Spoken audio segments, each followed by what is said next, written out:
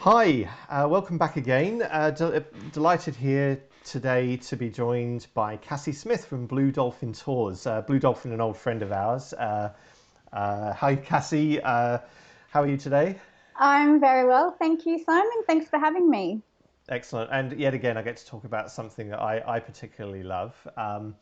I was just saying, Blue Dolphin is run by Peter Lynch out in Hervey Bay. We've been out with him a few times before, and always a great pleasure. And Cassie, so you work on board Blue Dolphin as one of the guides. Yes, I do. Crew member on Blue Dolphin, and this season coming up will be my sixth whale watching season on Blue Dolphin. Oh, okay, And it's excellent. the best job in the world. I love it.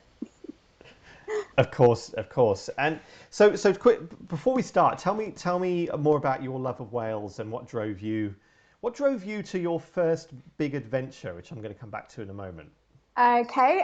Well, I've always had a love for ocean marine life. I've always loved the ocean. Grew up around Rainbow Beach and Fraser Island. And I was working as a dive master at Wolf Rock Dive, where I led dives with the grey nurse sharks, which are critically endangered. And so I was very much into conservation, marine conservation, marine environment habitats, and the protection of marine life.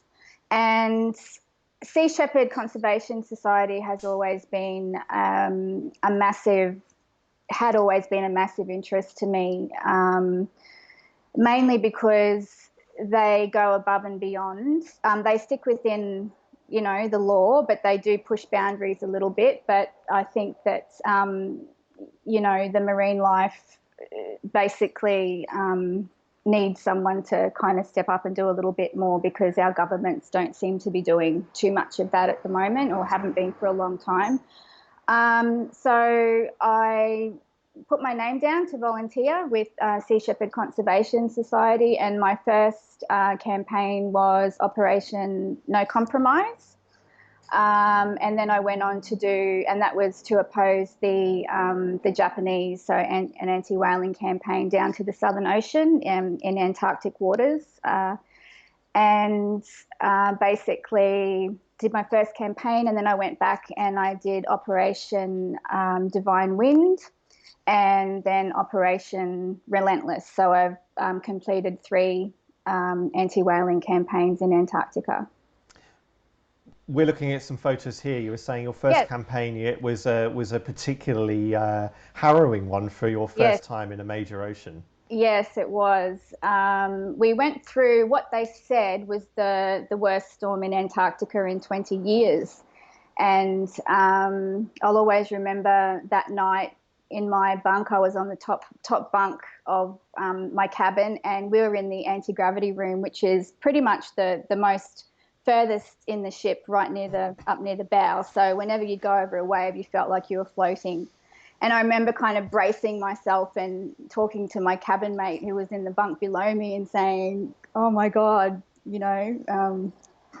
are we going to get through this night?" Anyway, we did, but there was a distress signal that went up during that storm from a Norwegian yacht called the Berserk. And they were a bunch of Norwegian guys that had gone down to the South Pole to commemorate 100 years since Amundsen had reached the South Pole.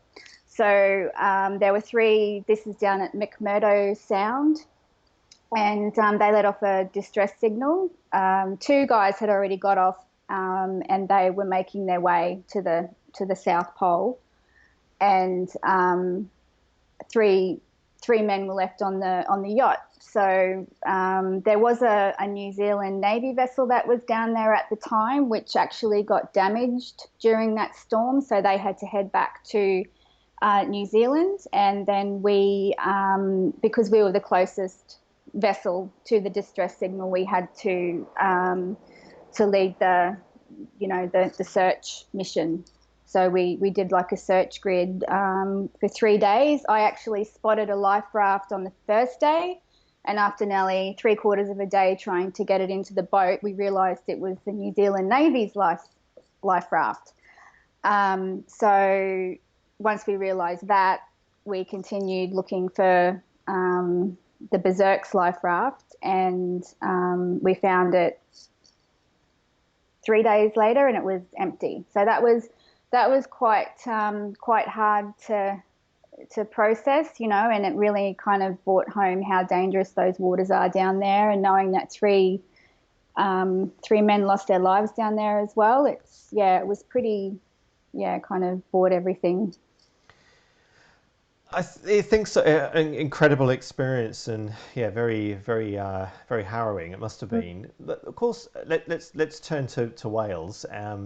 The whales whose time you spend within Hervey Bay, incredibly live and survive in those very same waters through those storms, other times of the year, and then they migrate up our coastline. Now you sitting looking like you've got whale tail ears. This is my fascinator, my whale fascinator. Tell me about the picture behind you.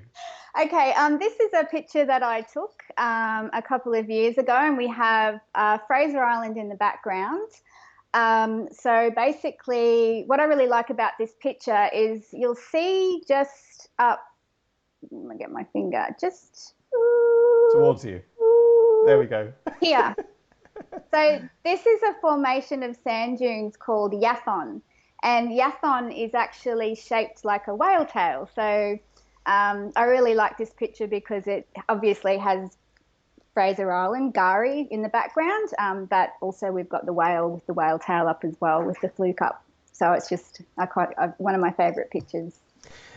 So I want you to describe Fraser. I want you to describe Hervey Bay to me. Okay, I'm just going to roll a bit of footage. I want you to tell me tell me a bit about Hervey Bay.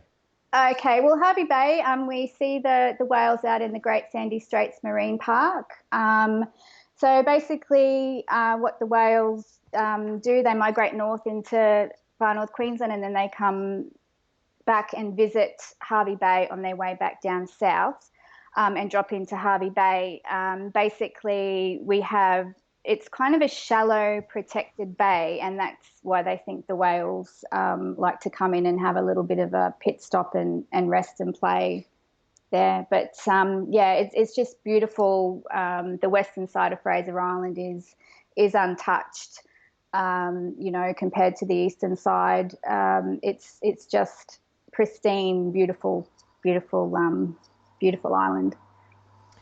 And the whales, these look. I'm just going to roll some video, and I think I want you to just describe to me what we're seeing here. Yeah, sure. Okay, so here it looks like we have a very curious sub-adult humpback whale, or two very curious sub-adult humpback whales, doing a bit of spy hopping. So that behaviour there is called a spy hop.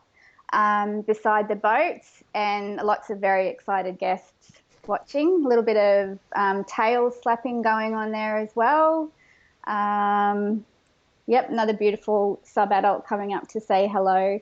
And they can sometimes do this for up to, 2 hours. You might have whales around the boat and you're stuck there basically, which is why we call it mugging, because you can't go anywhere. We were talking earlier about these. So not all, but many of the whales you encounter that behave like this are subadults. They're animals that are not breeding, so they're like teenagers. It's going to take them a few years before they become sexually mature, and they behave a little bit like adolescents, don't they? Yes, they do. So basically, Pete, the owner of Blue Dolphin, he's very respectful around the whales. So you always have to have that 100 metre distance from the whale, and it's up to the whale whether they want to come to you or not. And the sub-adults that choose to, at first they might seem quite, shy about coming forward, but then they seem to kind of warm to you, and you get stuck there with them because they just love circling the boat, doing spy hops, and sometimes pecks and peck slapping, that type of thing. But they're just very gentle, and it's like they're very curious. The way it's like they're people watching. They're watching the people on the boat. And we don't like to shout or yell at the whales because we believe that, it's like if you're on a wildlife safari, you don't, scream and yell at the lions, in a safari. So we like to wave at the whales. That seems to kind of pique their interest a little bit. But obviously you can't help if you, let out excited exclamations and things like that. That's, but we just think that, your presence there, and if you just observe them and let them come to you and let them kind of choose how they want to be. But yeah, they're the subadults. Yeah, we think they're like teenagers, the way that they're just their curiosity. You touched there on, I think, a couple of interesting points. One, whales have very good eyesight, and probably one of the reasons why they spy hop, in fact, is to get a good look at us above the water in the same way as we like to stick our heads underwater sometimes and see them. Yes. But also noise. They're very susceptible to noise. Animals that are evolved in the ocean to use sound in the same way that we use vision. What is it about blue dolphin, do you think, that enables people to get these incredible close encounters? I think one of the main things is the total respect that Pete has for the whales. He is always very careful and puts the whales, puts the whales first. So he won't do anything to jeopardize, the whale safety. So we always stay that distance away and let the whale or pod of whales choose what they would like to do. And a lot of that is also just about sitting back and observing them.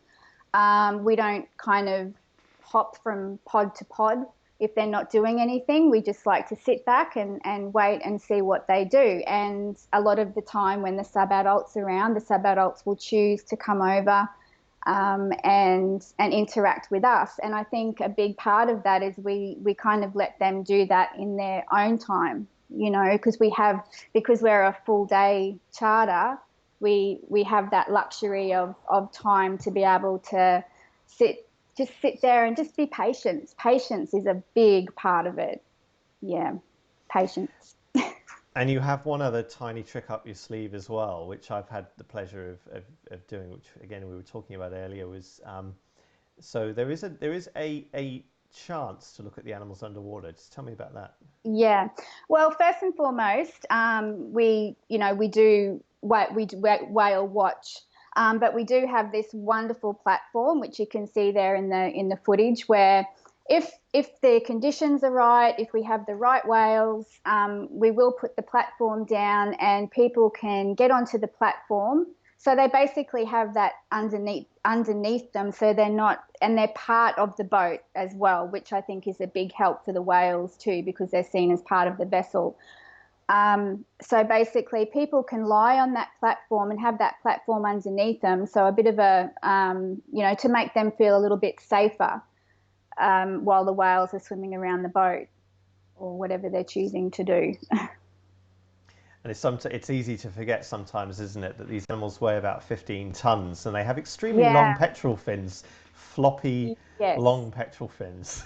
Yes, that's right. So it allows people not to have so many parts of their body in the water too, and they can because the whales can get a little bit boisterous. The more confidence they get around us, they kind of feel a little bit more confident to do different things. And even though they might, as you just said, with a pec fin, you wouldn't want a pec fin hitting any part of you at all. So, being on that platform just allows for that little bit more safety for the person viewing the whale. So just finally, what are your hopes? You've been to the Antarctic. You've worked with Sea Shepherd. This is a very different thing. You've traded the Southern Ocean for the tropics. What are you hoping to achieve by showing people whales? I just love watching people see a whale come up to the boat and mug the boat for the first time. I mean, for me, every time I see a whale, it's like the first time I get so excited. But I just love watching people and their reactions when a whale comes up to mug the boat.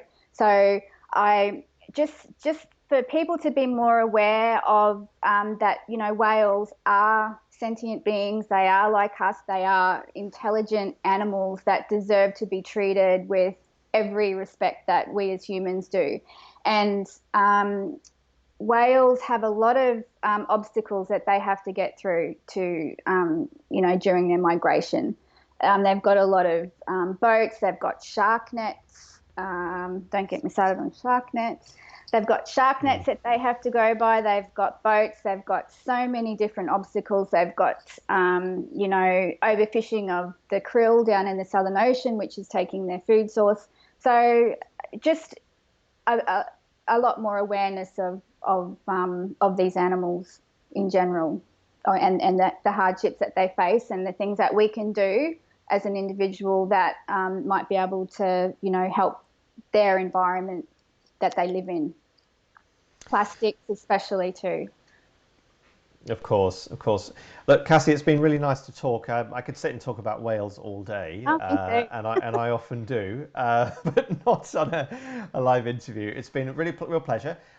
So obviously, we encourage everyone to jump onto the web, find Blue Dolphin Marine Tours online or on Facebook. Follow them. We're going to be talking more about trips up to Hervey Bay at some point in the near future. Follow Wildiaries, get in touch with us. For note, Hervey Bay is a stone's throw from Lady Elliot Island and Fraser Island. So one of the delights that we have is actually putting together little packages that include all three. I think it's one of the most spectacular places on earth. I'm sure you'd agree, Cassie. And yeah, so it's been a pleasure. Thank you for your time. Thank you so much for your time, Simon. Thank you. Good luck. Say hi to the whales. Oh, I will. Bye.